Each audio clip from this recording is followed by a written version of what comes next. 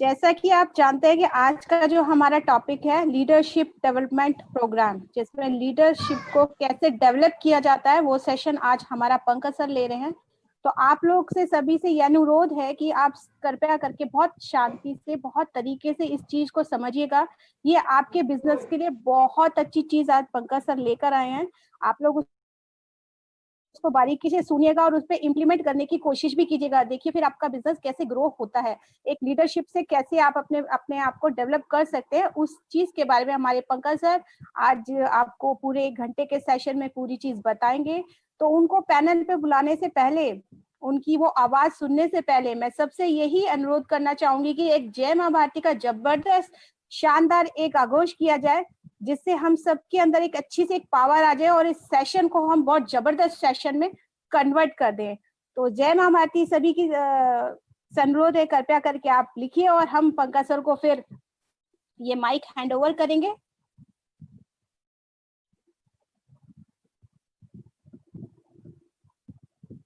जबरदस्त जबरदस्त, बहुत अच्छा लग रहा है। और आप हम लोग चाहते हैं आपकी ये जो आज का जो टॉपिक हमने लिया है लीडरशिप डेवलपमेंट प्रोग्राम का, उसको कृपया करके आप ध्यान से सुनिए, समझिए कि ये चीज है क्या और वो आपके लिए कैसे एक अच्छी चीज साबित हो सकती है।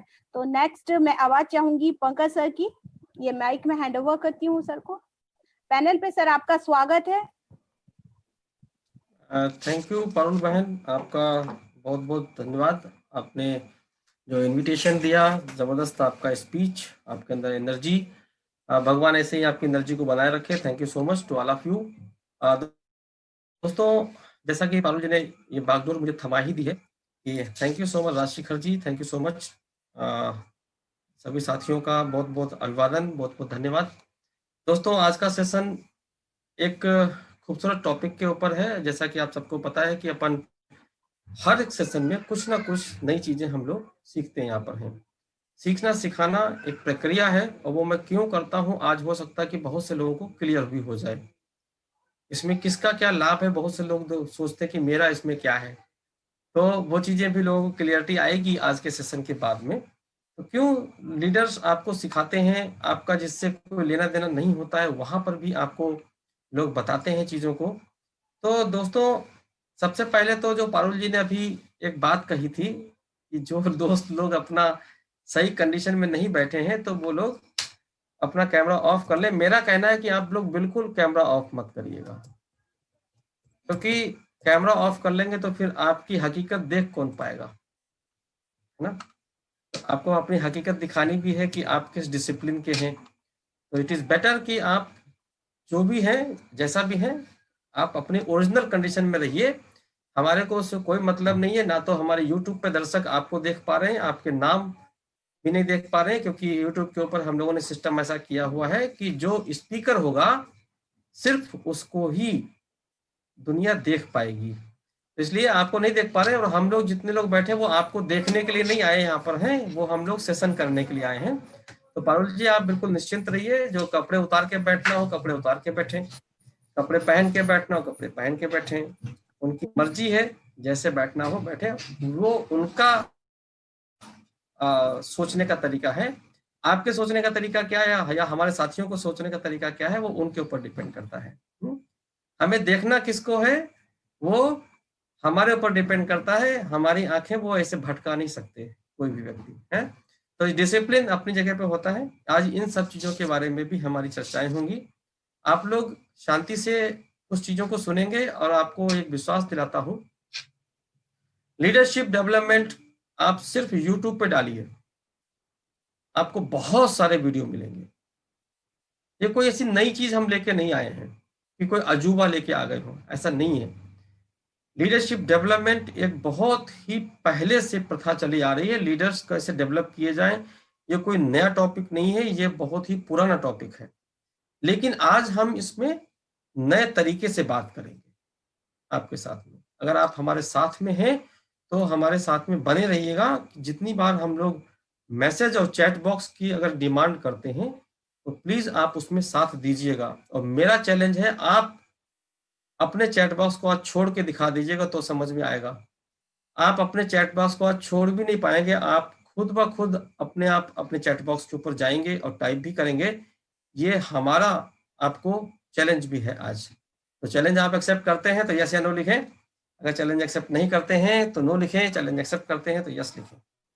या चैलेंज एक्सेप्ट किया जाए। थैंक यू सो मच, क्या बात है दोस्तों। जैसा कि आप सबको पता है कि आज के लीडरशिप डेवलपमेंट प्रोग्राम के लिए हम लोग यहाँ पर कोई कॉमन बात नहीं करने वाले हैं, हाँ, लेकिन शुरुआत हम कॉमन बात से ही करेंगे, क्योंकि कॉमन बात से ही शुरुआत करना अच्छा भी होता है। क्योंकि कॉमन बात क्या होती है, आम पब्लिक को कनेक्ट करती है। Thank you so much, thank you so much, क्या बात है। Anand Kumar ji, Kiran ji, thank you so much, very good, love you leaders. मेरा कहना है कि कॉमन बात से हम शुरुआत करेंगे और फिर आपको स्पेशल बात के ऊपर लेके जाएंगे, जहां पर आप कुछ ऐसी चीजें जानेंगे जो शायद आपने कभी सोची भी नहीं होगी। ये कहते तो आप लोगों ने बहुत लोगों को सुना होगा, लेकिन आज यहाँ पर प्रैक्टिकली चीजें देखेंगे भी कि लीडरशिप डेवलप करने के या लीडर्स को चुनने के नायाब तरीके कौन से हैं। लोग आपको मोटिवेशनल जितने स्पीकर्स होते हैं, मोटिवेशनल स्पीकर आपको पूरा पॉपकॉर्न बना देते हैं, पूरा आपको जो है ऐसी ऐसी पॉजिटिव बातें भर देते हैं, उसके बाद में आप कूदने लगते हैं। लेकिन कूदता हुआ आदमी लीडर नहीं होता है, आपको बता दो।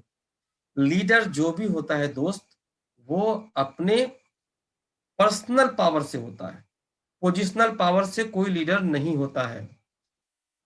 पोजिशनल पावर और पर्सनल पावर को समझने की कोशिश करिएगा, मेरे साथ कनेक्ट रहिएगा। पर्सनल पावर वो होती है जो आप सेल्फ डेवलप करते हो, और जो पोजिशनल पावर होती है जो आपको विरासत में मिलती है। पोजिशनल पावर वाले बहुत सारे लोग ने अपना कैरियर खत्म कर लिया, जैसे कि आप, बहुत सारे एग्जाम्पल हैं आपके सामने ही हैं, आप सब जानते हैं, चाहे वो राहुल गांधी साहब हो गए, चाहे वो अभिषेक बच्चन साहब हो गए, इनको पोजिशनल पावर मिली हुई है, इनको इनके पिताजी से विरासत में वो चीजें मिली हैं। लेकिन क्या आपको लगता है कि वो लोग अपनी उस लाइन में सक्सेस हैं? प्लीज कमेंट करें अगर आप हमारे साथ कनेक्टेड हैं।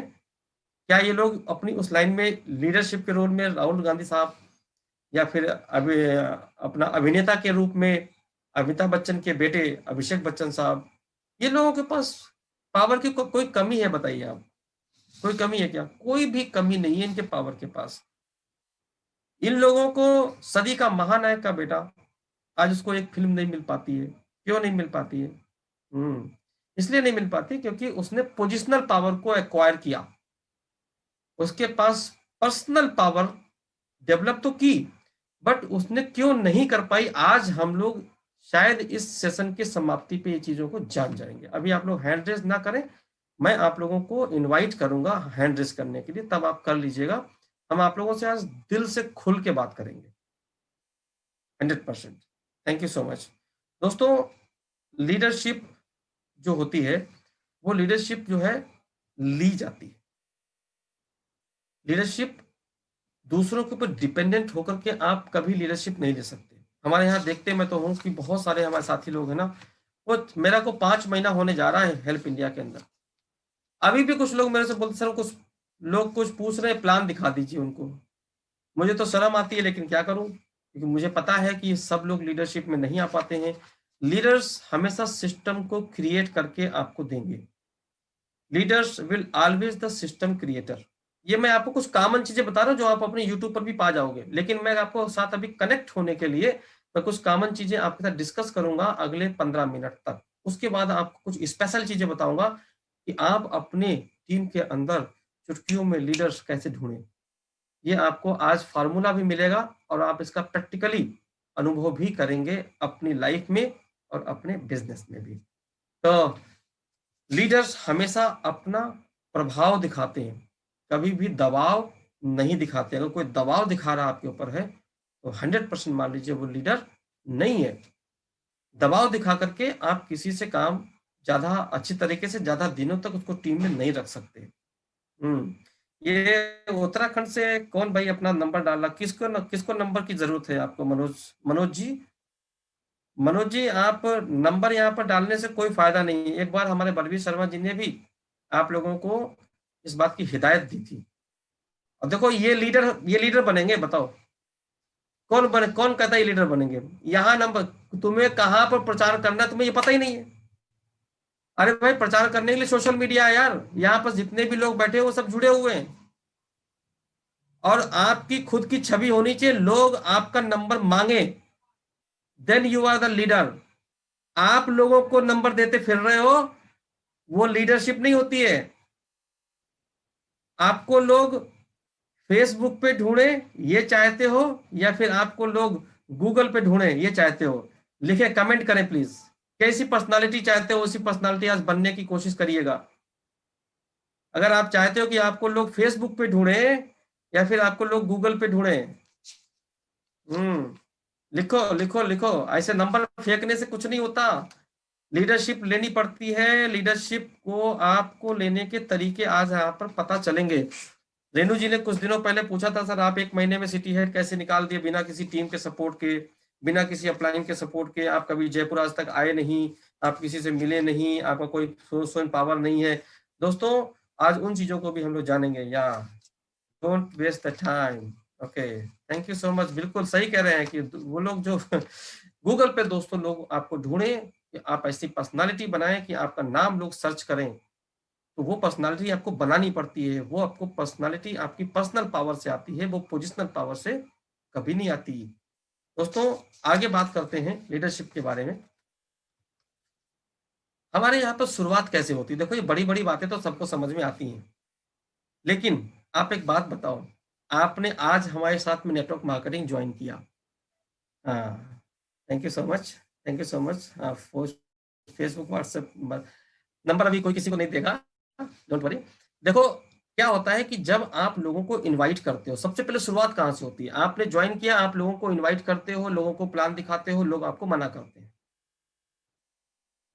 लेकिन आप 100 लोगों को बुलाते हो तो आपके उसमें से मुश्किल से 10 लोग ही आते हैं। आप भी ये लिंक हमारे ख्याल से बहुत जगह भेजते होगे, लेकिन उसके बावजूद भी लोग ज्वाइन नहीं करते। लोग मेरे से यही सवाल पूछते, सर मैंने बहुत लोगों को लिंक भेजा लेकिन लोग मीटिंग में आए नहीं, आए तो थोड़ी देर रुके क्यों चले गए। क्यों? क्योंकि वो लोग आपके काम के नहीं थे। 10 लोग ही उसमें मीटिंग में बैठते हैं, और जो 10 लोग होते हैं ऐसे, अगर जब 100 लोग इकट्ठा हो जाते हैं तो उसमें से 100 लोग जो आते हैं मीटिंग में आपके बुलाने से, उसमें से ही केवल 10 लोग आपके साथ में ज्वाइन होते हैं। ये मैं आपको हकीकत बता दूं जिससे कि आपको तकलीफ ना हो काम करने में। अगर आपको पहले से पता है ना कि ये शराबी है, इसको तो उसको आप कभी थप्पड़ नहीं मारोगे। क्यों? शराबी गाली दे रहा है तो आपको भी थप्पड़ नहीं मारोगे, बोलो शराबी है, पागल है तो है। या कोई पागल है जा रहा है आपको गाली दे दिया तो आपको क्या माइंडसेट क्या है?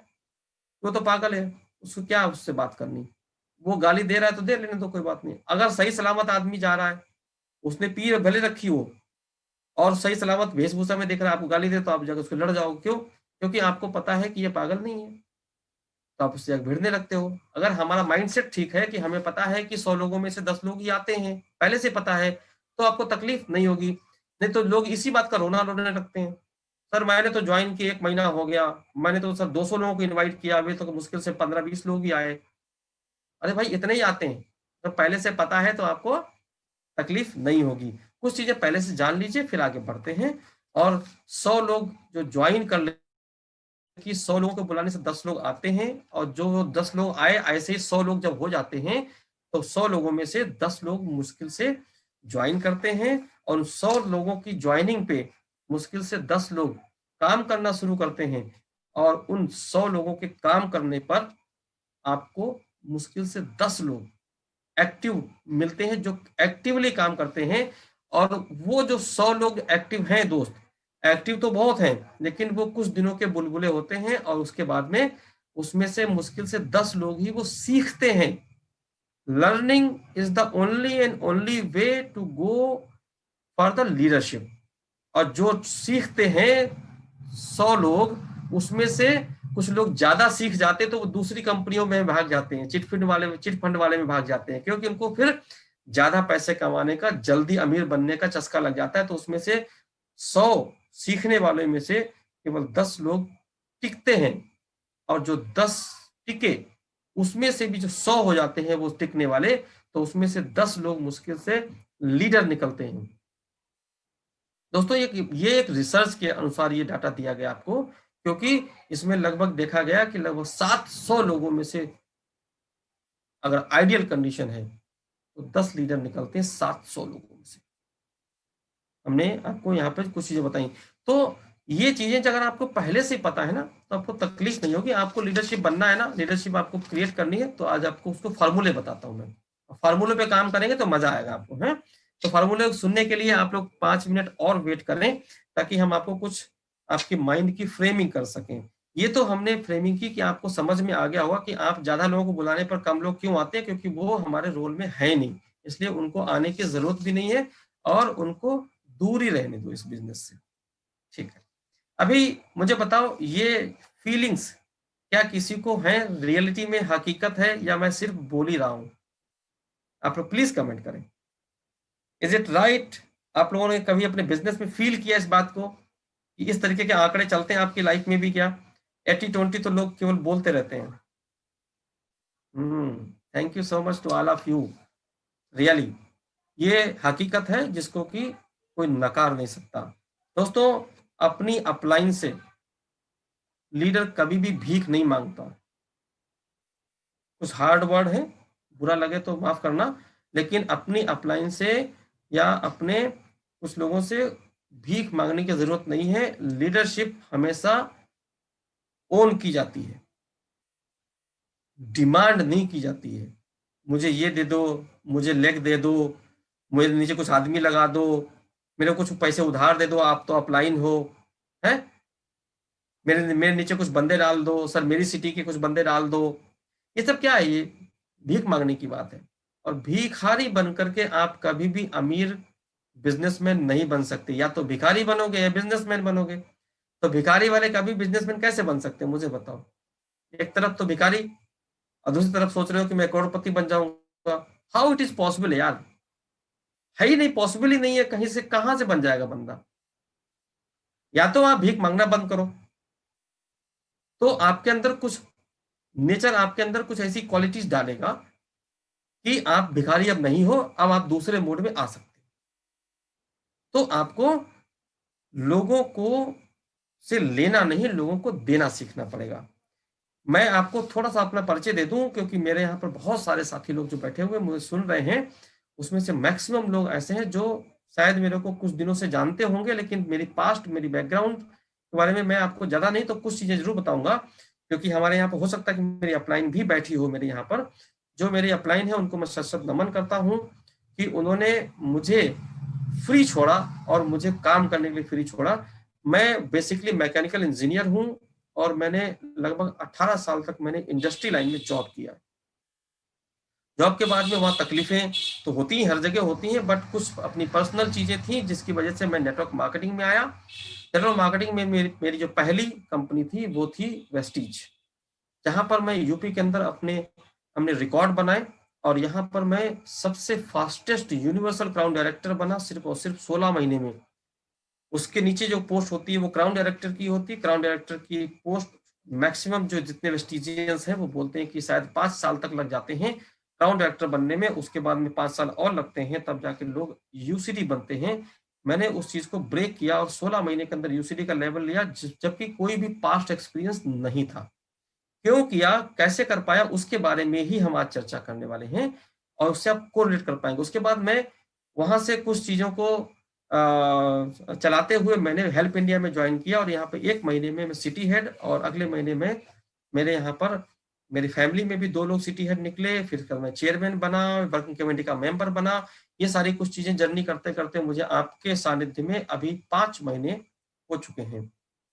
मैंने आज तक अपनी अपलाइन को ना तो वेस्टीज में अपने पास बुलाया और ना ही मैंने अपनी हेल्प इंडिया में बुलाया। अगर राजकुमार जी हिसार से अगर हैं तो प्लीज अपना हैंड रेस करेंगे, जिससे कि हम आज राजकुमार सर से भी बात करेंगे। उनसे बात किए हुए भी मेरे को बहुत सारे दिन हो गए हैं, क्योंकि मैंने कभी उनसे बात ही नहीं कर पाई। बहुत दिनों कभी कभी बात कर पाता हूँ।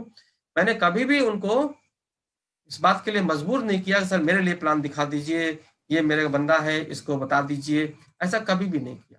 क्यों नहीं किया? क्योंकि मुझे किसी के सामने डिमांड नहीं करनी थी। मैंने उनको बोला कि सर आप बिंदास रहिए। सर ने कई बार मुझे फोन किया, कुछ हेल्प की जरूरत हो तो बताइएगा पंकज जी। मैं आज तक अपनी अपलाइन से हेल्प इंडिया के अंदर अपनी अपलाइन से ना तो मिला हूं, ना ही उनको मैंने देखा है, ना ही मैं जानता उनको, सिर्फ और सिर्फ फोन से बात करके मैंने ज्वाइन किया था। सर हमने कहा कि बस by nature, by God grace मैं आपके साथ ज्वाइन करना चाहता हूं। I don't know who are you, और still I am not knowing who is that person.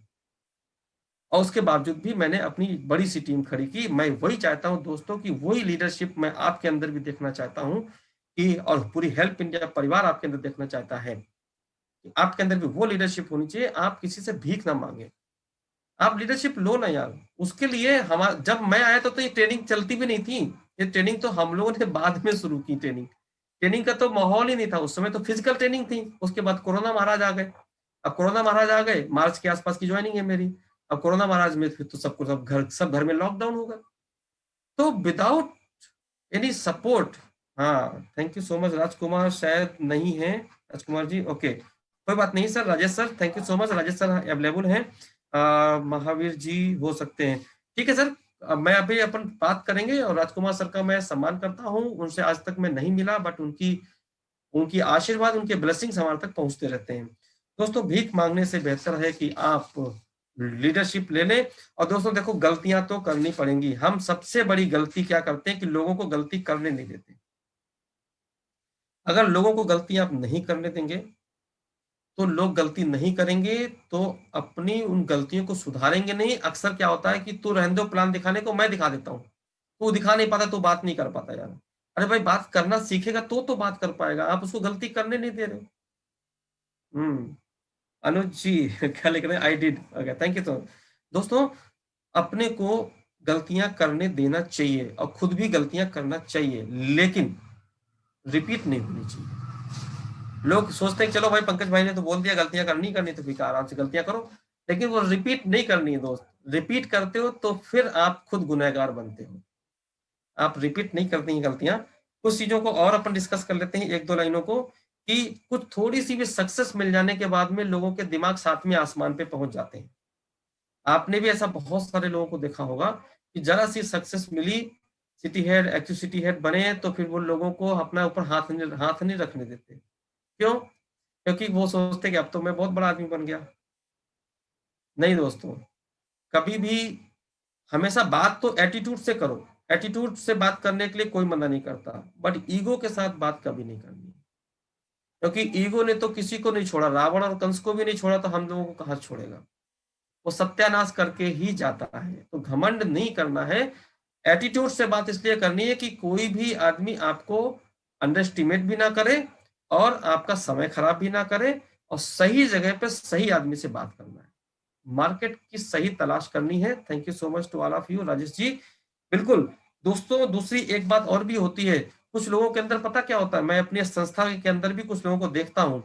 एक कहावत, एक शेर मारना चाहता हूँ आपके सामने, छोटा सा शेर है कि छत को छत होने का बहुत घमंड था। आप इसका अर्थ निकाल के बताइएगा, तब तक हम लोग आगे लेके चलेंगे सेशन को। छत को छत होने का बहुत घमंड था, एक मंजिल क्या बनी कि फर्श पे आ गई। ये बहुत ही गहरा अर्थ है। हो सकता है कि कुछ लोगों को 2 दिन बाद समझ में आए, लेकिन छत को छत होने का बहुत घमंड था, एक मंजिल क्या बनी कि फर्श पे आ गई। तो दोस्तों यही होता है, कब कौन सी किस्मत किधर लुढ़क जाए कुछ पता नहीं चलता। इसलिए घमंड करके क्या करोगे आप। बिंदास अपना काम करना है, लोगों की सेवा करने का मौका दिया है भगवान ने। अभी तक तो नोच खसोट के खाते रहे, लेकिन मौका दिया है। और जैसे एक सज्जन मुझे मेरे को मिले, उन्होंने बोला कि सर आपके यहाँ भी वो मृत्यु पे पैसा देते हैं, और हम भी सर इंश्योरेंस सेक्टर में हैं, हमारे यहाँ भी मौत पे पैसा देते हैं, तो आपके उसमें और हमारे इसमें फर्क क्या रहा। तो देखो, जिसका जैसा चश्मा है वो तो वही देखेगा।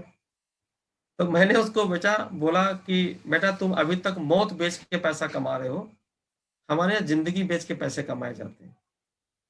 जब भी ऐसा कुछ बात लगे तो आप उनको बिल्कुल बोलिए, अगर मौत बेच के तो खूब खा लिया, अब आ जाओ मेरे साथ हेल्प इंडिया में, या जिंदगी बेच के पैसा खाते हैं, है ना।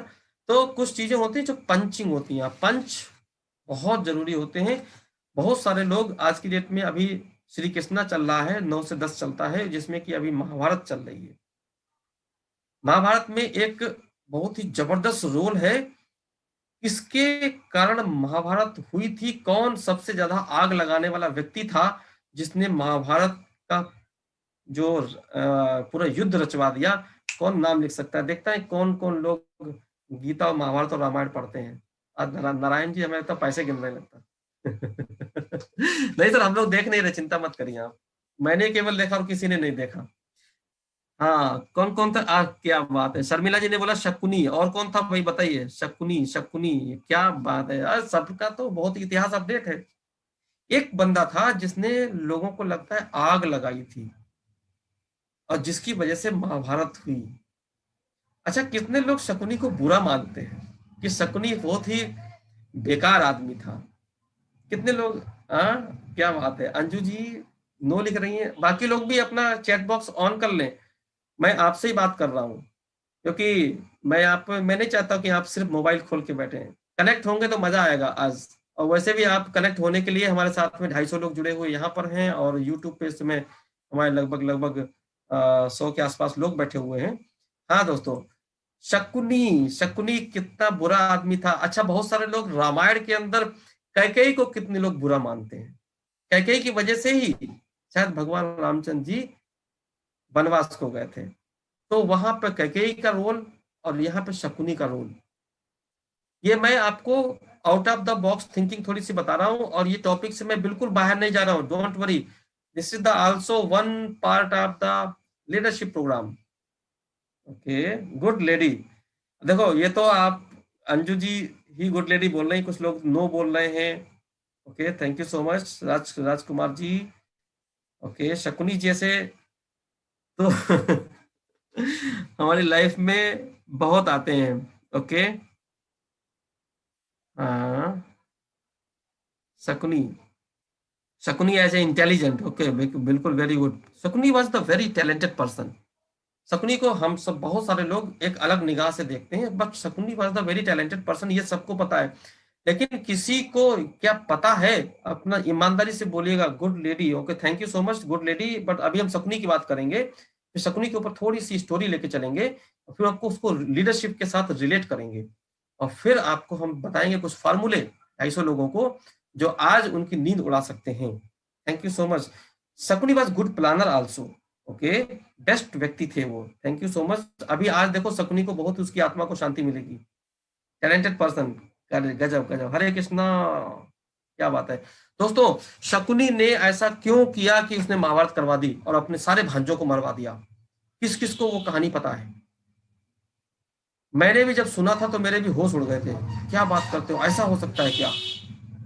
शकुनी, हाँ, मामा शकुनी की बात कर रहा हूँ, राजकुमार जी, राम कुमार जी, मामा शकुनी की बात कर रहा हूँ। शकुनी एक ऐसा व्यक्तित्व तो निकल के आया महाभारत के अंदर जिसने अपने ही भांजों का पूरा सर्वनाश करवा दिया, और उसको पता था ये बात। सबसे अच्छी बात तो यही, हमारे महेंद्र जी को, महेंद्र पाल जी को पता है। और किसी को कुछ पता हो तो बताओ, फिर नहीं तो आपको मजा आएगा आज शकुनी के बारे में जानने पर। बहुत सारी चीजें आप राम और कृष्ण के बारे में तो जानते हो, बट शकुनी के बारे में किसको किसको पता है? Shakuni was very talented person, but क्यों उसने महाभारत करवाई? वो जान के उसने महाभारत करवाई, ध्यान रखना। उसने जान के सारी आग लगवाई थी उस बंदे ने। ऐसा उसने क्यों किया? कौन कौन को पता है?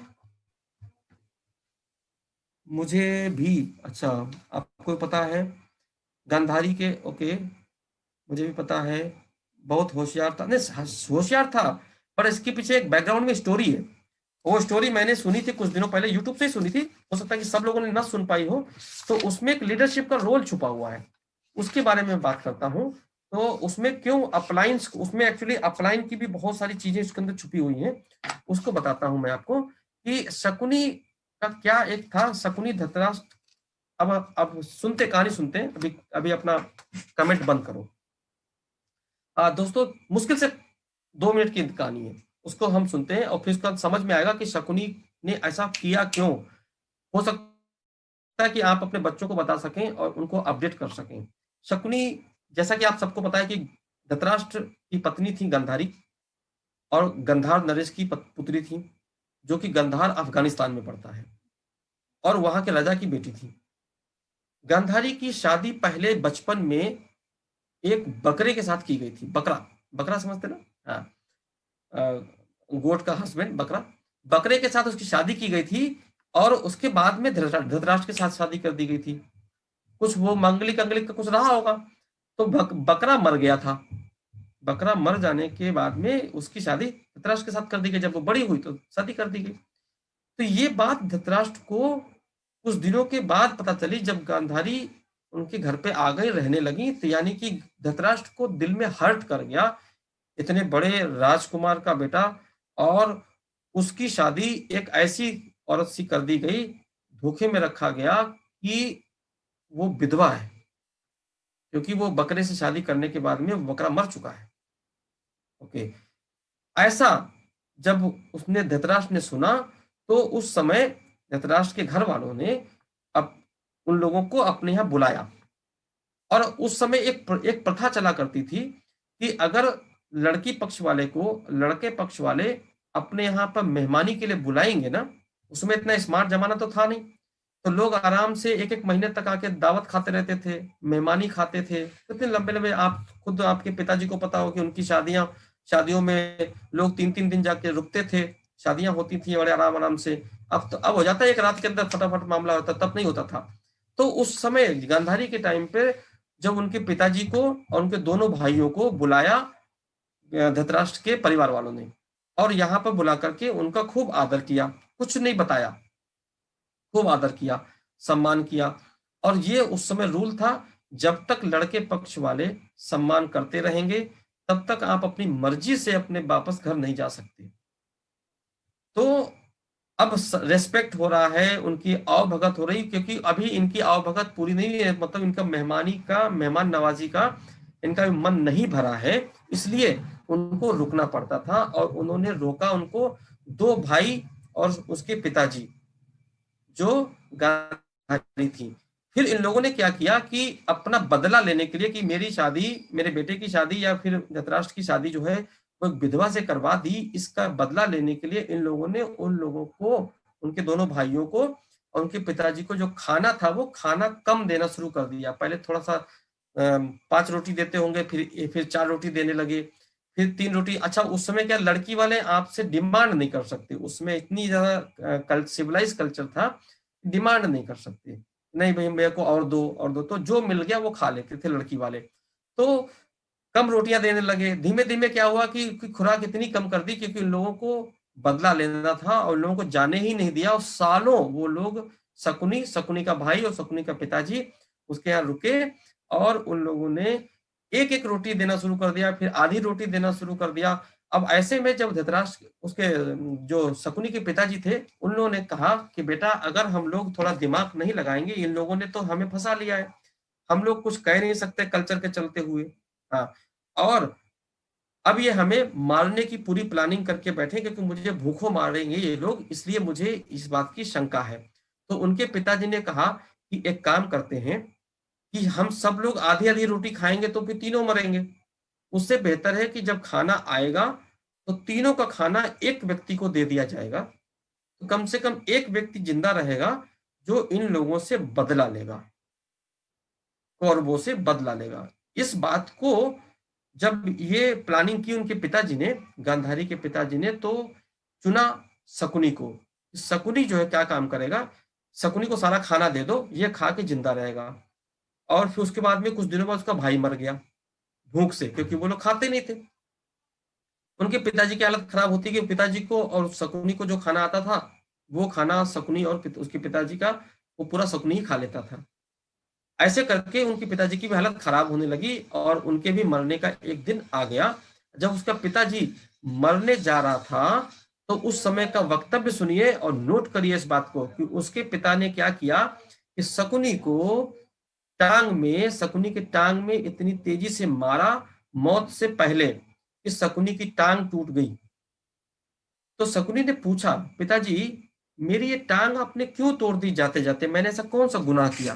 तो उसके पिताजी की एक अंदर की आवाज थी जो एज ए अपलाइन की आवाज होती है, उसकी आवाज थी कि इन लोगों से आप जब बदला लोगे तो आपको याद रहना चाहिए कि तुम जिंदा किस लिए हो, क्योंकि जब तक तुम्हारी टांग में दर्द होगा, जब जब तब तक तुम्हें पता चलेगा कि तुम किस लिए यहाँ पे जिंदा रहे।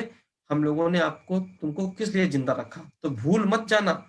और जब हमारी मृत्यु हो जाएगी तो मुझे मेरा अंतिम संस्कार करवाने के लिए तुम इनसे मोहलत मांग लेना। रह गया और उसके जो पिताजी हैं उन पिताजी की हड्डियों से उसने पासे बना लिए, और पासे बनाने के बाद में उसने उसका यूज करना था उसको।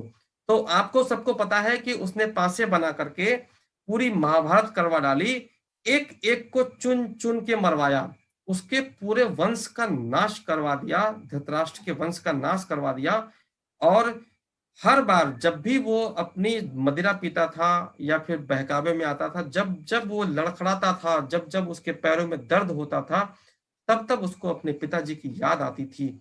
और उस याद के चलते वो अपना जो रोल था वो रोल निभाता था। ठीक ऐसे ही अक्सर आपकी अपलाइन आप लोगों को, हम सब लोगों को क्या करती हैं, कभी कभी ऐसा कुछ दर्द देती हैं, ऐसी कुछ बात बोल देती हैं, ऐसा कुछ पंच मार देती हैं जिसका दर्द, जिसका टीस उठता है लोगों के दिमाग के अंदर।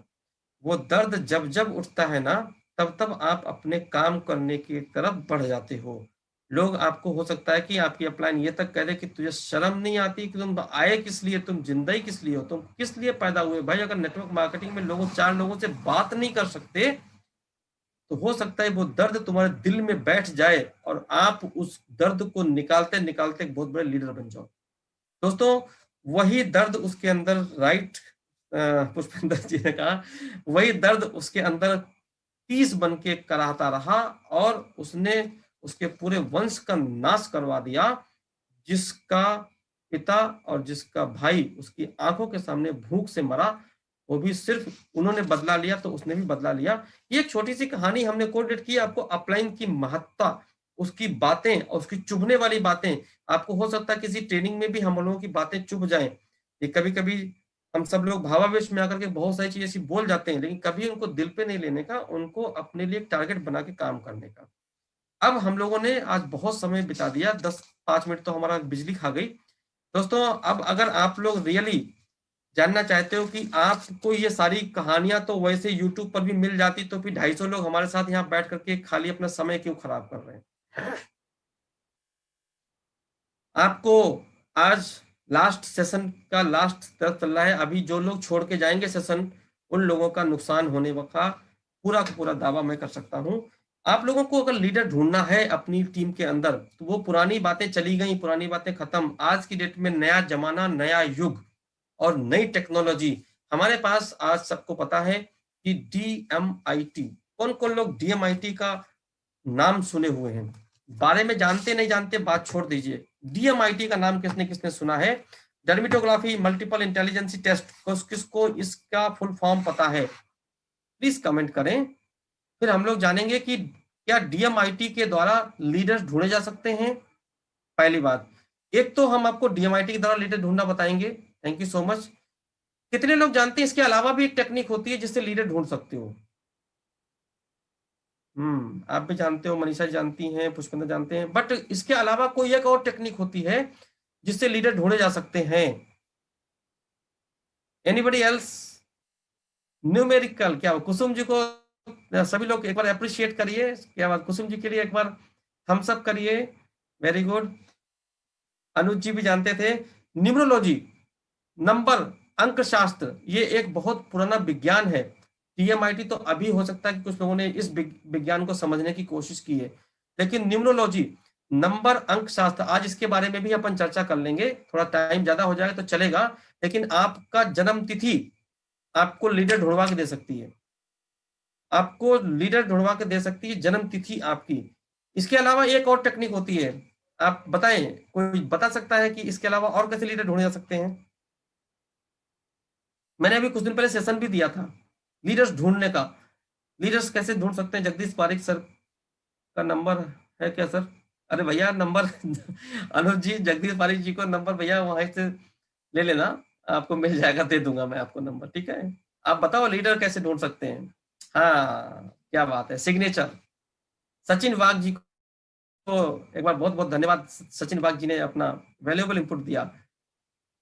क्या बात है मनीषा, फेस रीडिंग से भी आप लीडर्स के बारे में जान सकते हो। चेहरा देखें और पहचाने। वो दिन गए जब 5 साल तक साथ साथ काम करेंगे, देखेंगे कि तू काम कर पाएगा कि नहीं कर पाएगा। नहीं, चेहरा देखो, पहचानो ये बंदा तुम्हारे साथ कितना काम करेगा। इसके लिए हम लीडर पहले भी एक प्रोग्राम दे चुके हैं, यहाँ पर भी कुछ हिंट मैं दे दूंगा अभी आपको, कि चेहरा देख करके आप पहचान सको कि वो बंदा तुम्हारे साथ में दिमाग ज्यादा लगाएगा, काम ज्यादा करेगा या आराम ज्यादा करेगा। हमने चेहरे के बारे में 3 चीजें बताई थी कि चेहरे को कई तरीके से रीड किया जाता है। चेहरे की शेप को देख करके, चेहरे के साइज को देख करके, आपका जो जितना बड़ा ये वाला 3 पोर्शन में बांटा, डिवाइड किया था मैंने, यहां से यहां तक का एक पोर्शन, और आईब्रो से मूंछ तक का एक पोर्शन, और मूंछ से लेकर के नीचे तक का एक पोर्शन। ये पूरा एरिया ले लीजिए, और जो एरिया आपको बड़ा लग रहा हो उस व्यक्तित्व का वो आदमी है। ऊपर वाला बड़ा है तो वो दिमाग ज्यादा लगाएगा, बीच वाला बड़ा है तो वो काम ज्यादा करेगा, और नीचे वाला बड़ा है तो आराम ज्यादा करेगा। इसके बाद में हमने आपको आईब्रो के बारे में बताया था, नाक कितनी लंबी होनी चाहिए, उसकी नाक की होंठ के साथ में रिलेशन क्या है। अगर नाक लंबी है, होंठ पतले हैं, होंठ छोटे हैं, होंठ अगर ऊपर का बड़ा है तो वो व्यक्तित्व कैसा होगा, होंठ नीचे का बड़ा है तो व्यक्तित्व कैसा होगा, आंखों के बीच में दूरी ज्यादा है तो व्यक्तित्व कैसा होगा, आईब्रो की कितनी लंबाई है उसके हिसाब से आपको व्यक्तित्व पता चल सकता है, ये आंखों के बीच की दूरी कितनी है वो उससे पता चल सकता है, नाक का जो शेप है उससे आप लोगों को पता कर सकते हैं, जो थोड़ी चिन्ह होती है चिन्ह से भी आप पता कर सकते हैं उसका व्यक्तित्व कैसा है। और दोस्तों, व्यक्तित्व ही असलियत होती है उस व्यक्ति की, उसी के बेसिस पर ही वो बंदा आउटपुट देता है लाइफ के अंदर। तो चेहरा देख के बता सकते हैं, सिग्नेचर देख करके बता सकते हैं, जैसे बताया हमने हमारे कुछ बहनों ने कि सिग्नेचर साइन, साइन देखो वो बंदे का साइन से आपको पता है नरेंद्र मोदी जी ने साइन अपना चेंज कर डाला। किसकी को पता है? नरेंद्र मोदी जी का साइन इस समय इंग्लिश में होता है कि हिंदी में होता है, कौन कौन बताएगा? आजकल जो साइन करते हैं, नरेंद्र मोदी साहब का साइन हिंदी में है इस समय। करेक्ट। अनुज जी को बहुत अच्छा नॉलेज है, अनुज जी ने परफेक्ट बोला, यस। और आपको पता है कि कुछ सालों पहले जब ये प्रधानमंत्री नहीं बने थे, उससे पहले वो अपना साइन इंग्लिश में करते थे। या ये इसके लिए इतिहास गवाह है, उन्होंने अपने साइन को चेंज किया और अपने पर्सनालिटी को चेंज कर डाला। आप अपना साइन, अपनी हैंड राइटिंग, अपनी कुछ चीजों को चेंज करके अपनी पर्सनालिटी चेंज कर सकते हो। जैसे अगर आप लोग आई या जे लिखते हो तो कितने लोग हैं जो उसके ऊपर बिंदी जो लगती है ना, उस बिंदी का कितना बड़ा महत्व हो सकता है। आई और जे के ऊपर बिंदी लगती है, आपको सबको पता है। आई और जे के ऊपर बिंदी कुछ लोग आगे लगा देते हैं, आई के ऊपर न लगा आगे लगा देते हैं, कुछ लोग बिंदी उसके बहुत सटा के लगाते हैं, कुछ लोग बिंदी थोड़ी सी ऊपर रखते हैं, कुछ लोग बिंदी को बिंदी ना बना के गोल गोला बना देते हैं। इतने तरीके से लोग बिंदी लगाते हैं, कम से कम 10 तरीके से लोग बिंदियां लगाते हैं। कुछ लोग बिंदी लगाना ही भूल जाते हैं। उसका पूरा महत्व है। अगर आप बिंदी आगे बढ़ा के लगा रहे हो तो आप अपने टारगेट्स को पकड़ नहीं पाते हो। अगर वो बिंदी बहुत नजदीक है तो आपके टारगेट छोटे हैं। और ये जानबूझ के नहीं, आप जो आपका पहले से राइटिंग लिखा रखा हो उस राइटिंग को उठाइएगा। अब लगाओगे तो आप देख करके आप लगाओगे। अगर बिंदी ज्यादा ऊपर है तो आपने बहुत हाई टारगेट सेट किए हुए जिन पे आपको पहुंचने में दिक्कत आ रही है। आपकी बिंदी अगर किसी कोई लोग बंदा गोले की रूप में बनाता है तो वो बिंदी वो बताती है कि आपने दिखावे वाले गोल ज्यादा बना रखे हैं। ऐसे ही बिंदी के अलावा कुछ लोग बिंदी बनाते नहीं है तो उन्होंने गोल कभी जिंदगी में सेट ही नहीं कर पाते वो। ऐसे ही आपका राइटिंग में देखें तो जी होता है या वाई होता है या जे होता है, ये जो नीचे का कर्वेचर होता है वो किस शेप का होता है उसके हिसाब से उसको समृद्धि मिलती है। उसके पास धन कितना होगा, किस लेवल का होगा, उससे डिपेंड करता है। उसकी राइटिंग का फ्लो कैसा है। आप जो टी लिखते हो या यफ लिखते हो उसमें बीच में जो कटिंग होती है उसके ऊपर डिपेंड करता है कि आपका सोचने का तरीका कैसा है। कुछ लोग ज्यादा ऊपर हटा के काट देते हैं, कुछ लोग नीचे हटा के काटते हैं, कुछ लोग बड़ा सा टी लंबा लंबा कटिंग करते हैं, कुछ लोग छोटा सा कट करते हैं, कुछ लोग कट ही नहीं करते एफ और टी को। तो उसके ऊपर भी डिपेंड करती है उसकी पर्सनालिटी, उसकी सोचने का तरीका, उसका व्यवहार करने का तरीका, सब कुछ उसके ऊपर डिपेंड कर जाता है। राइटिंग जो होती है वो आपकी इनर पर्सनालिटी को निकाल के बाहर लाती है। ऐसे बहुत सारे अल्फाबेट्स हैं, जैसे ओ होता है। अब ओ में कुछ लोग जो ओ बनाते हैं तो उसका मुंह कुछ लोगों का खुला छूट जाता है, तो उनके लक्ष्य पूरे नहीं हो पाते, उनके गोल टारगेट पूरे नहीं हो पाते। कुछ लोग ओ को जो है लंबा कर देते हैं, कुछ लोग ओ को जो है जो जहां पे मिलता है ना तो उसको ओवरलैप कर देते हैं, उसके अलग माने होते हैं। इन सब के बारे में हम लोग डिटेल डिस्कशन कहाँ करेंगे? लिख दो कोई जिसको लिखने की मर्जी हो, इसकी सबकी डिटेल डिस्कशन कहाँ होगी? लिख दो भाई, लिख दो। हाँ, ट्रेनिंग में होगी। ट्रेनिंग का जो एप्लीकेशन आ रहा है उसके ऊपर होगी, एक एक उसके सेशंस होंगे, डिटेल डिस्कशन उसके ऊपर होगी। ऐसे तो हमने आपको एक तरफ से बता दिया, आपके पल्ले कुछ पड़ा नहीं, लेकिन हाँ, लेकिन सुनने में कुछ लोगों को मजा आया होगा। लेकिन अब कौन जानना चाहता है कि फिंगरप्रिंट फिंगरप्रिंट का हमारे पास एक विंग है पूरी, जिसको हम डीएमआईटी विंग बोलते हैं। अगर वो डीएमआईटी आप करवाते हो, पहले तो अपना करवा लो। पहले तो आप ये देख लो कि आप क्या लीडरशिप रोल के लिए हो भी या नहीं हो, या खाली ऐसे लगे हुए हो। तो पहले तो अपना अपना डीएमआईटी करा लो। लीडरशिप रोल अगर देखना है तो सबसे पहले बता दूं कि जो हमारा राइट हैंड का थंब होता है, इसकी जो फिंगरप्रिंट्स होती हैं, राइट हैंड के थंब की फिंगरप्रिंट्स हमारे मैनेजमेंट क्वालिटी को बताती हैं कि आप चीजों को मैनेज कैसे कर पाओगे। ये आपको डीएमआईटी रिपोर्ट में पूरा आता है। काउंसलिंग भी करवाना तो काउंसलिंग भी मैं कर दूंगा, चिंता मत करिएगा। जो जो हमारा लेफ्ट हैंड का थंब होता है, अभी मैंने राइट हैंड का थंब का क्या बताया, कोई लिख के बता सकता है? राइट हैंड का थंब से आप क्या पहचानते हो अपने अंदर की? अगर मैं समझ पाऊं कि मैं आपको अपनी बात ट्रांसफर कर पा रहा हूं कि नहीं कर पा रहा हूं। राइट हैंड का थंब आपको मैनेजमेंट क्वालिटी बताता है कि आपके अंदर मैनेजमेंट करने की क्षमता कितनी है। और ये साइंटिफिकली प्रूवन चीजें बता रहा हूं, मैं अपने तुक्के नहीं मार रहा हूं।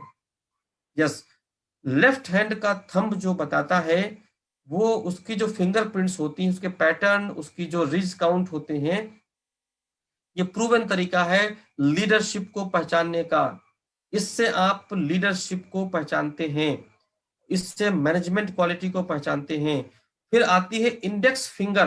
राइट हैंड की इंडेक्स फिंगर जो होती है, वो आपको बताती है कि आप लॉजिक कितना दे सकते हो, यानी आप बहस कितनी कर सकते हो, कितने तरीके से आप अपने सामने वाले को मनवाने के लिए आपने प्लान दिखाया। उसने बोला कि भाई तुम्हारा प्लान चलेगा नहीं, ओके जी सर कोई बात नहीं, मैं नहीं चलेगा तो मैं भी जा रहा हूँ।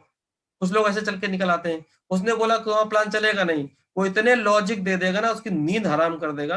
अगर उसके पास लॉजिक की का टैलेंट अच्छा है, वो लॉजिक का टैलेंट आपको राइट हैंड के इंडेक्स फिंगर पे मिलता है।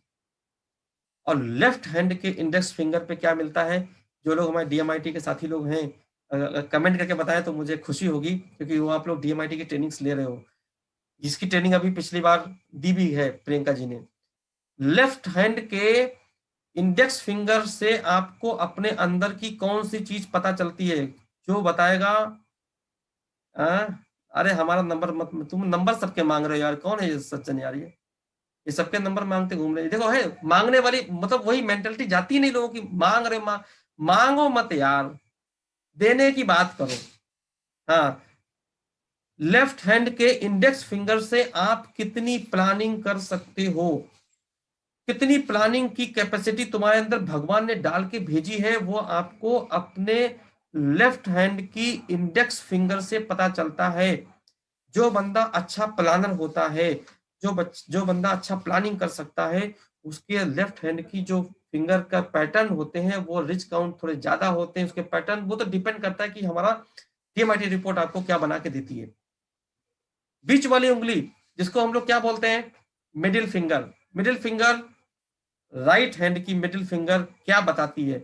भाई देखो, आप लोग डीएमआईटी की ट्रेनिंग भी कर रहे हो, अगर यहाँ रिस्पॉन्स नहीं करोगे तो फिर प्रियंका जी की सारी सारी मेहनत खराब हो जाएगी। राइट हैंड की जो मिडिल फिंगर होती है, वो आपकी बताती है कि आपकी बॉडी के अंदर जो बड़े बड़े ऑर्गन्स होते हैं, यानी कि हाथ पैर, है ना, जैसे फुटबॉल खेलना, मैच खेलना, ये आप कितना बच्चा आपका खेल सकता है, वो आपका ये वाला बीच वाला फिंगर बताता है राइट हैंड का। लेफ्ट हैंड का जो बीच वाला फिंगर होता है, ये बताता है कि आपके छोटे छोटे अंग कितना काम कर सकते हैं। संस्था में डीएमआईटी रिपोर्ट कितने पैसे में आती है? भैया 1750 रुपए मिले, और नीचे आंसर भी मिल गया आपको। दोस्तों, ये वाली जो फिंगर बताती है आपको छोटे छोटे पार्ट, जैसे कि चेस खेलना, कैरम खेलना, छोटे छोटे गेम्स खेलना है, जो क्या वो खुट्टी मारने वाला होता है वो खेलना, ये आपके इस वाली फिंगर से पता चलता है कि gross motor skill, fine motor skill. मैंने थोड़ा उल्टा बता दिया, इस वाले राइट हैंड वाले पे आपको फाइन मोटर स्किल पता चलती है, और लेफ्ट वाले पे आपको ग्रॉस मोटर स्किल्स, मतलब बड़े अंगों से काम कितना कर सकते हो, वो आपका लेफ्ट हैंड बताता है। लास्ट तो नहीं, सेकंड लास्ट है आपका जो रिंग फिंगर होता है, वो रिंग फिंगर से आप पहचान सकते हो। नारायण जी अपने हाथ अभी देख रहे हैं, अभी हाथ अपना देखने से कोई फायदा नहीं। जो आपका जो राइट हैंड होता है, उसका रिंग फिंगर आपको बताता है कि आपके अंदर जो लैंग्वेज है, बात करने की भाषा शैली, कब कहाँ पे कौन सी बात करनी है, वो उसके अंदर कितनी पकड़ होगी। यानी कोई आदमी क्या होता है ना कि वो कहता है यार मुंह से निकल गया, मुंह से निकल नहीं जाता, उसकी ये वाली फिंगर के ऊपर कमजोरी है, ये वाली फिंगर के ऊपर जो है वो फिंगरप्रिंट्स का हिसाब किताब ठीक नहीं है, इसलिए उसके मुंह से बात निकल जाती है। कुछ लोग, वो लोग क्या करते हैं कि बोल पहले देते, सोचते बाद में, तभी तभी जाकर कहीं गाली भी खाते, जूते भी खाते हैं। तो वो वाला हाल होता है इस वाले वाली फिंगर का। यानी कि अब हम आ गए लेफ्ट वाले फिंगर पे। लेफ्ट वाले फिंगर में राइट जो रिंग फिंगर होती है, वो आपकी बताती है फीलिंग्स, इमोशनली। लोग होते ना, देखो किसी कभी कभी क्या होता है कि इससे कोई मतलब भी नहीं, उसको कुछ चोट लग गई तब भी रोने लगते हैं। भावुकता कितनी होती, फीलिंग्स कैसी आती हैं उसको, इमोशनल कितना अटैचमेंट होता है। अगर इस टाइप इमोशनल वाले कुछ लोग होंगे ना, तो वो प्लान दिखा के आ ही नहीं पाएंगे। क्यों? उन्होंने प्लान दिखाने का बोले भाई साहब कोरोना आ गया, मेरे घर में तो इतनी दिक्कत आ गई, मेरे घर में खाने को नहीं है, तो वो भी वही रोनेंगे, वो भी रोएंगे, वो भी रोएंगे। प्लान दिखाना गया बाहर चुदेंगे। ठीक है, तो वो लोग प्लान दिखाने में सक्षम ज्यादा नहीं होते हैं, जो इस टाइप के लोग होते हैं जिनकी ये वाले के ऊपर ज्यादा इमोशनली जो इम्पैक्ट होता है। अब बात करते हैं last but not least, right hand की लिटिल फिंगर आपको बताती है कि आपका ऑब्जर्वेशन स्किल कितना है, आप लोगों को परख कितनी है, आप कितनी माइन्यूटली लोगों को परख सकते हो। वो परख अगर आपकी ये वाली है अच्छी, तो वो बंदा सही बंदा ढूंढ के लाएगा मार्केट से। और लास्ट बट नॉट लीस्ट, आपका जो लेफ्ट हैंड का लिटिल फिंगर है, वो आपको कलर कॉम्बिनेशन को परखना बताता है। ऐसे लोगों की जिनका ये वाला स्ट्रांग होता है फिंगर, ये लोग क्या है कि कलर कॉम्बिनेशन आपको बहुत अच्छे पहने हुए दिखाई पड़ेंगे। बहुत से लोग होते कपड़े के कलर ही नहीं छांट पाते हैं, जाकर के उनका ये चीज अच्छी नहीं होती तो वो कलर नहीं छांट पाते, तो ये कलर कॉम्बिनेशन बताता है। ये तो हमने आपको बताई फिंगर्स को देख करके। इसकी अगर आपने डीएमआईटी किसी की करवा ली, 1750 रुपए में आप अपनी टीम के अंदर लीडर्स ढूंढ सकते हो कि वो लीडर किस टाइप का लीडर है और आपके साथ किस टाइप के रोल में काम करेगा, उसका रोल डिसाइड कर सकते हो आप। वैसे तो क्या है कि हम लोग गधे को घोड़ा बनाने में लगे हुए हैं। भाई गधे को घोड़ा मत बनाओ, जिसके पास प्लानिंग स्किल नहीं है उसको आप उसको जबरदस्ती उससे प्लानिंग मत करवाओ। जिसके पास बात करने की क्षमता नहीं, उससे प्लान मत दिखवाओ, आप उससे दूसरे काम करवा लो। उसके बाद मैनेजमेंट की क्षमता नहीं, उसको मैनेजमेंट उससे मत करवाओ। तो ये चीजें होती हैं जिससे कि आप अपनी टीम को अपने बहुत ही बेहतरीन तरीके से प्लानिंग इसको first. Thank you so much दोस्तों। कुछ जो रिवर्स थिंकर होते हैं, रिवर्स थिंकर अपनी टीम के अंदर जरूर रखो, वो आपको किसी न किसी हर किसी तकलीफ से निकलने का रास्ता बता देंगे। रिवर्स थिंकर कौन होते हैं? जो आप हमारी डीएमआईटी की ट्रेनिंग में आएंगे तो आपको पता चलेगा।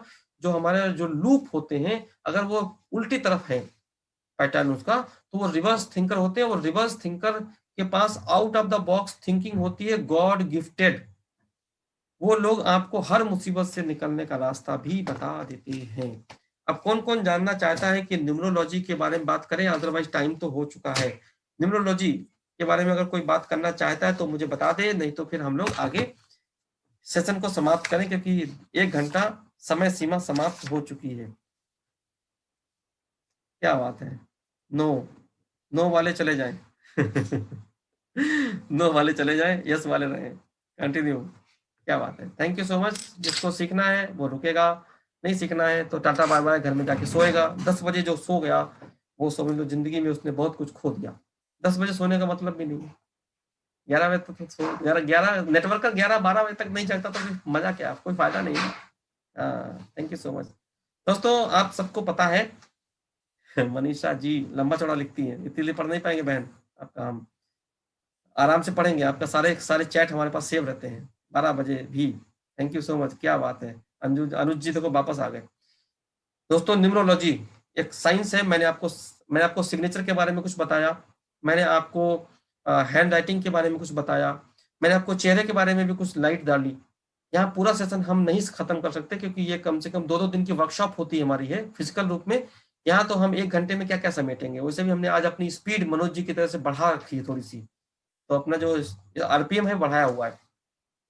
लास्ट में बात कर लेते हैं न्यूमरोलॉजी के बारे में। आप लोग अपनी अपनी जो डेट ऑफ बर्थ है उसमें सिर्फ जो दिन, यानी कि किसी का जन्म अगर मान लिया आज 12 तारीख है तो 12 तारीख को हुआ है तो वो उन दोनों अंकों को जोड़ दे, जोड़ करके आप टाइप करें। दोनों इससे आप समझ पाएंगे कि आप उस चीज को पकड़ पाएंगे या नहीं पकड़ पाएंगे। ये आपका कहलाएगा मूलांक, यानी कि मूलांक आपका मूलांक है और एक होता है भाग्यांक। मूलांक वो होता है जो आप बड़ी आसानी से किसी का भी जान सकते हो। बिल्कुल लिखो, आपका दोनों ही, जैसे किसी का जन्म हुआ है 29 को, तो 29 को हुआ तो 9 और 2 11, और 11 को भी जोड़ोगे तो 1 और 1 2 हो जाएगा। 29 वाले का जो मूलांक आएगा वो 2 आएगा। 28 वाले का मूलांक कितना आएगा, कोई बताएगा मुझे लिख करके। 28 जिसकी डेट ऑफ बर्थ 28 तारीख को है, 10 नहीं आएगा। 10 में 10 मतलब 10 तो हो गया, लेकिन 2 और वो 1 और 0 को जोड़ेंगे तो उसका जो हो जाएगा वो 1 हो जाएगा। करेक्ट है, 10 नहीं लिखेंगे रामा जी, 1 लिखेंगे उसको। ओके 27 बता दो कितना आएगा। 27 जिनकी डेट ऑफ बर्थ होगी लिखो लिखो दोस्त, नहीं लिखोगे तो कुछ पल्ले नहीं पड़ने वाला मेरी बातें, मैं तो फालतू में आपका टाइम वेस्ट होगा। जो 1 को 9, वेरी गुड। अब आप लोग मूलांक निकालना सीख गए, मूलांक निकालना सीख गए, वेरी गुड। अभी भी कोई 1 लिख रहा है भाई। 27 तारीख को जिसका जन्म हुआ है तो 2 और 7 मिला करके 9 होता है, और जो गिनतियां होती है वो 1 से लेकर के 9 तक ही चलती हैं। हमारे 9 ही ग्रह होते हैं, ठीक है। अच्छा हाँ, 7 + 2 = 9, ठीक है। 27 तारीख को जन्म हुआ तो भी उसका ये 72 को जन्म तो होगा नहीं, वो तो महीने 30 दिन का महीना होता है, ठीक है।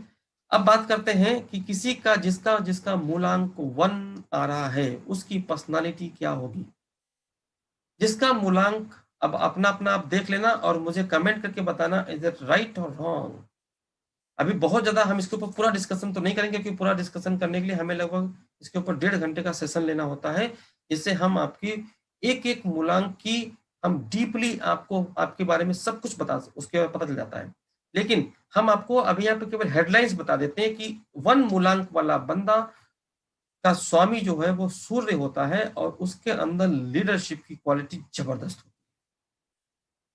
आज हमारा सेशन भी लीडरशिप के ऊपर था। अगर आपको लीडर्स ढूंढने हैं तो आप कोशिश करो कि उनकी डेट ऑफ बर्थ पूछ लो। ये मैं आपको एक आइडिया दिलवा सकता हूँ, कोई इसको 100% आप इसको ही केवल मत अपनाइएगा। हाँ, जो ज्योतिष नहीं हो भैया, ज्योतिष नहीं हूँ, ज्योतिष बन नहीं रहा हूँ। मुकेश जी गाली वाली मत देना भैया, यहाँ पे बहुत सी माताएं बहनें बैठी हैं। ज्योतिष नहीं बन रहा हूँ, ये हमारा ट्रेनिंग का पार्ट है। आपको अगर बुरा लग रहा हो तो आप मीटिंग छोड़ के जा सकते हैं, ये हमारी ट्रेनिंग का पार्ट है। और हमारे यहाँ पे बहुत सारे भाई बंधु परिवार वाले बैठे हुए हैं, तो हम ज्योतिष नहीं बन रहे हैं, डोंट वरी। हाँ, काम क्या है, काम कुछ नहीं है। आप फिलहाल तो आप अभी माइंडसेट आपका ठीक नहीं है, इसलिए आप यहाँ पर शायद अभी यहाँ पर रहने के ट्रेनिंग अटेंड करिए अगर आपको करना है तो आप, अदरवाइज गलत कमेंट मत करिएगा यहाँ पर, ठीक है। दोस्तों पहले बता दूं आपको कि जिनका मूलांक 1 है उनको वो लीडरशिप के रोल में आपकी टीम के अंदर आ सकते हैं, क्योंकि उनका जो स्वामी होता है वो सूर्य होता है और उनके अंदर एक्टिविटीज करने की जो एग्रेसिवनेस होती है वो बहुत अच्छी होती है। बात करने की क्षमता उनके अंदर बहुत अच्छी होती है, खुद से भी वो प्यार बहुत ज्यादा करते हैं, काफी लकी व्यक्ति वो माने जाते हैं। जिनका मूलांक 1 है, इनकी जन्म 1 तारीख को हुआ है, 10 तारीख को हुआ है, या फिर और कौन दिन होगा, दोनों को जोड़ने पर 28 तारीख को।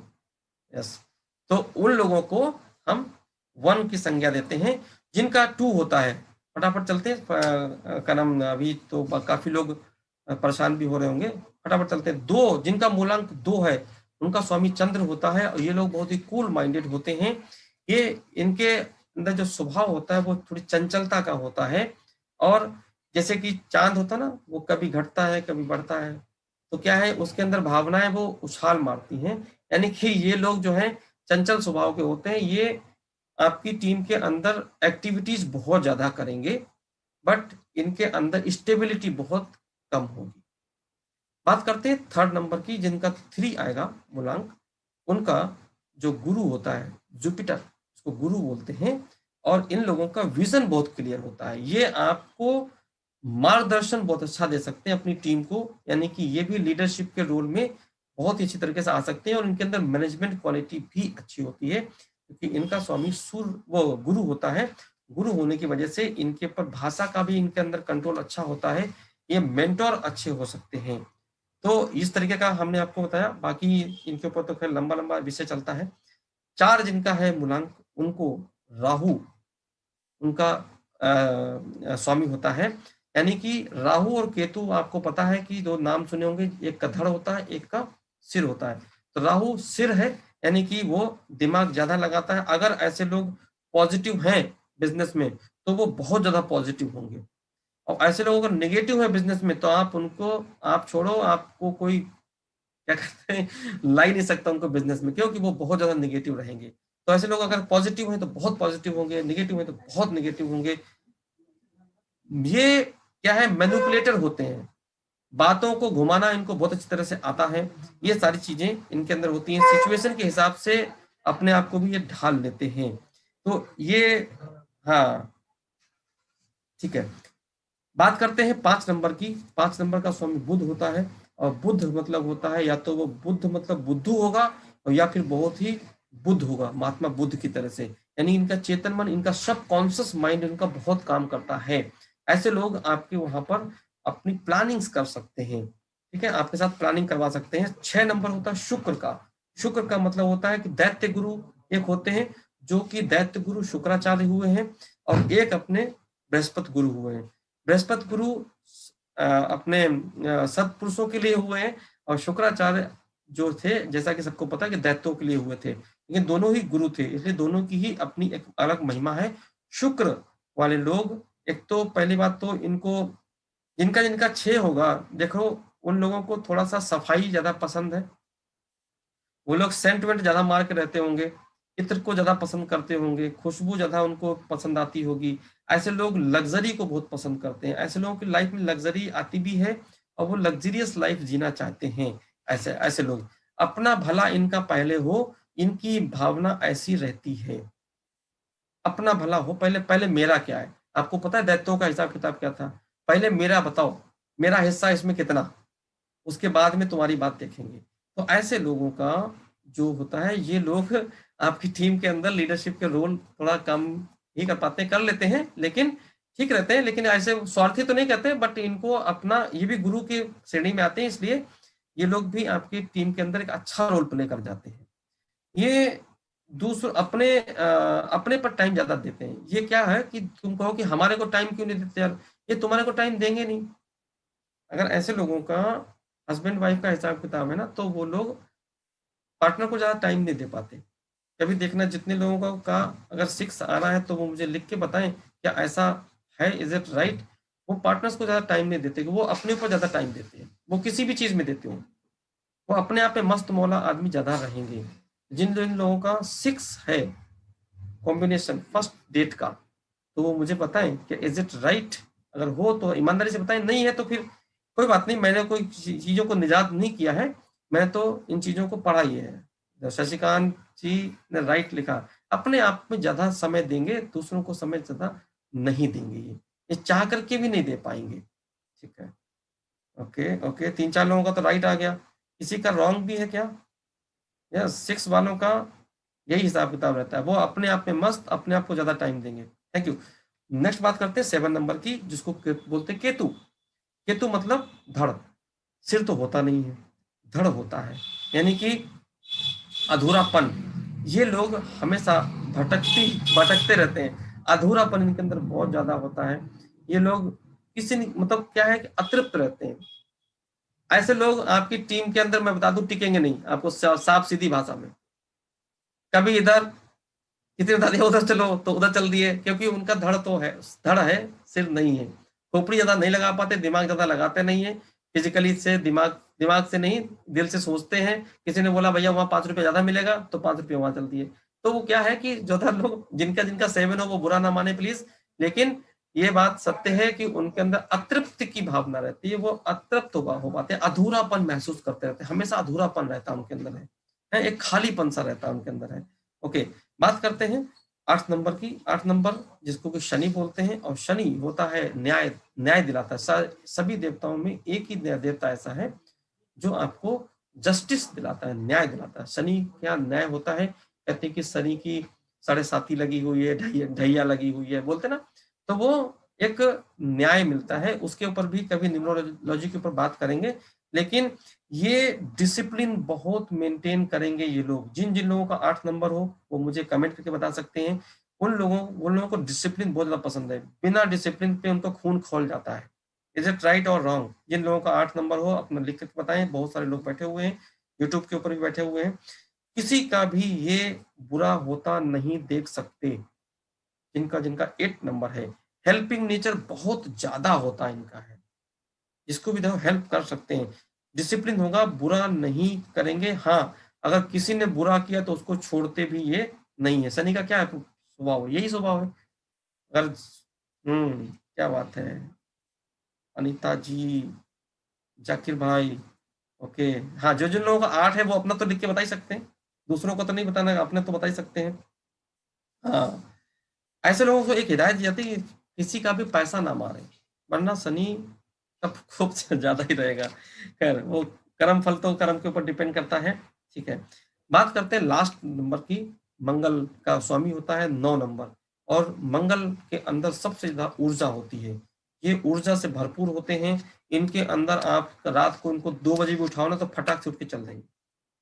तो जो लोगों का 9 नंबर है, इनको कुछ करने की आपको प्रेरणा देते रहनी पड़ेगी। इनको क्या होता है कि इनके अंदर उत्साहपन बहुत ज्यादा होता है, उतावलापन बहुत ज्यादा होता है। ओके,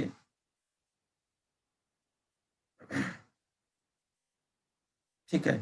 उतावलापन, प्रेरणा इनके अंदर बहुत ज्यादा होती है, ऊर्जा बहुत ज्यादा ऊर्जावान होते हैं, इसलिए भगवान हनुमान जी को मंगल का स्वामी कहा जाता है। तो ये चीजें हमने बताई। अभी बताने को तो दोस्त हमारे पास इतना मटेरियल भरा पड़ा है, आपको क्या क्या बताऊं कि आपका नंबर जो भी है, आपसे किस वाले नंबर की नहीं बनेगी, वो अगर आपको पता चल जाए तो आप केवल डेट ऑफ बर्थ पूछो। उसके बाद में अगर उसकी आपका अपोजिट नंबर निकलता है तो उससे आप बातें मत करो, सीधा रिजेक्ट मार दो। तो वो चीज भी अगर सीखनी है तो हमारा न्यूमरोलॉजी का जो हमारा सेशन होगा उसमें आप आइएगा। जो हमारा न्यूमरोलॉजी का सेशन आपको जल्दी हमारे एप्लीकेशन पे मिल जाएगा, वहां पर आप इसकी विधिवत जानकारी लेंगे। यहाँ पर पूरी खिचड़ी पक जाएगी अगर मैं सब कुछ बताऊंगा। लेकिन फिर भी अपन ने बताया कि लीडरशिप ढूंढने के लिए आप लोगों को लंबे लंबे भाषण सुनने की जरूरत नहीं है। सिंपल डीएमआईटी करा लें, या फिर नंबर्स का ज्ञान अगर आपको हो जाता है तो उसका भी सहारा ले सकते हो। आप फेस रीडिंग अच्छे से सीख लीजिए, चेहरा देख करके सीख सकते हो। आप वो सारी ट्रेनिंग्स हमारी आप लोगों को हमारे यूट्यूब चैनल पे मिल जाएंगी। या फिर आप उनको तीसरा क्या बताया था हमने, डीएमआईटी के द्वारा सबसे बढ़िया है, साइंटिफिक तरीका है। अभी तो कुछ लोग देखो हमको बोलने लगे थे कि आप पंडित बन रहे हो। भाई पंडित नहीं बन रहे, हमारे पास जो चीज है वो मैं बता रहा हूँ। आपको अच्छी लगे तो आप ले लो, ना अच्छी लगे तो उसको थूक के फेंक दो, सीधी सी बात है। तो इसमें क्या होता है कि अगर आप लोग अरे क्या बात है, बलवीर शर्मा जी दिल ही दिल दे दिए हमारे को, क्या बात है। अच्छा, मुझे नहीं पता शर्मा सर अभी यही बैठे हुए हैं। सर से ही क्लोजिंग करवा देंगे आज। सर थोड़ा बने रहिएगा 2 मिनट के लिए हमारे साथ में, आपकी आवाज के साथ में हम लोग सेशन को क्लोज करेंगे।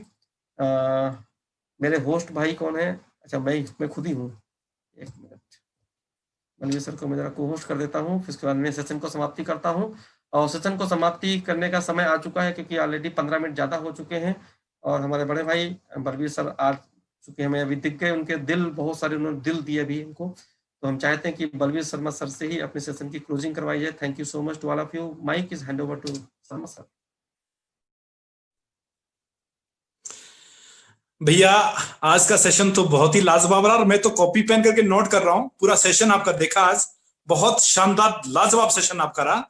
और आपको मैं बता दूं कि लगभग पिछले 15 दिन से मैंने एक भी सेशन मिस नहीं किया है, एक भी सेशन मिस नहीं किया है, लगातार सेशन देख रहा हूं।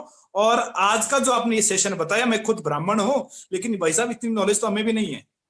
और इस जो आपने ये जो अंक गणित जो आपने बताया, ये कोई क्या कमेंट कर रहा है, देखो ये तो एक हो सकता है उसका अंक बैठ नहीं रहा होगा इसलिए वो कमेंट कर रहा होगा, क्योंकि ये सच में ये गणित विद्या है। और मैं आपको बताऊं कि ये जो पूरा ब्रह्मांड जो चल रहा है वो गणित विद्या पर ही चल रहा है। और आपने ये जो अंक का जो ये आपने अभी गणित हमें समझाया सर, मैं खुद बता रहा हूं कि मेरे पर तो बहुत लाजवाब बैठा हुआ है, ये बहुत शानदार बैठा हुआ है। 9 नंबर मेरा है। और कम पढ़ा लिखा इंसान अगर ऐसी अच्छी तरक्की पा सकता है तो कहीं ना कहीं ये गणित मैच जरूर हुआ है। जितने भी सेशन में सदस्य बैठे हैं, मैं आप सबको अगेन वर्मा जी आपको बहुत बहुत धन्यवाद देता हूं पूरे सेशन की तरफ से कि आपने इस तरीके से आप आते हो और हर दिन ऐसा नहीं कि सिर्फ हेल्प इंडिया प्लान पैसा ये जो ये हेल्प इंडिया में जो ये जीवन जीने की कला आप सिखाते हो, ये हमें अपने परिवार में कैसे रहना है, अपना दिनचर्या कैसे गुजारना है, अपने समाज में कैसे रहना है, अपने आप को कैसे सुधारना है, ये जो कला सिखाते हो ना सर, ये पैसे से बढ़कर है। ये पैसा आप किसी भी कंपनी में कमाओगे, लाखों कमाओ, करोड़ों कमाओ, लाखों की लायबिलिटी ले लो और नंबर चेंज करके दूसरी जगह चले जाओ। लेकिन ये जो क्वालिटी आप दे रहे हो, ये जो आप तराशने का काम हमें कर रहे हो, भाई साहब 18 साल के मेरे लाइफ में ये कभी नहीं आया। आपका मैं बहुत बहुत धन्यवाद करता हूं, दिल से धन्यवाद करता हूं। और सच बता रहा हूं कि भाग्यशाली है वो लोग जो आपका सेशन पूरा सेशन देखते हैं।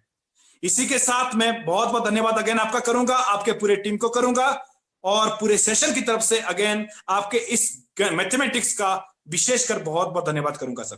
Thank you. Thank you so much Balveer sir, आपके आशीर्वाद हम सब पे बना रहे। Thank you so much to all of you. हम सब लोग कल वाले सेशन में फिर से दोबारा मिलते हैं, तब तक के लिए सभी को शुभ रात्रि।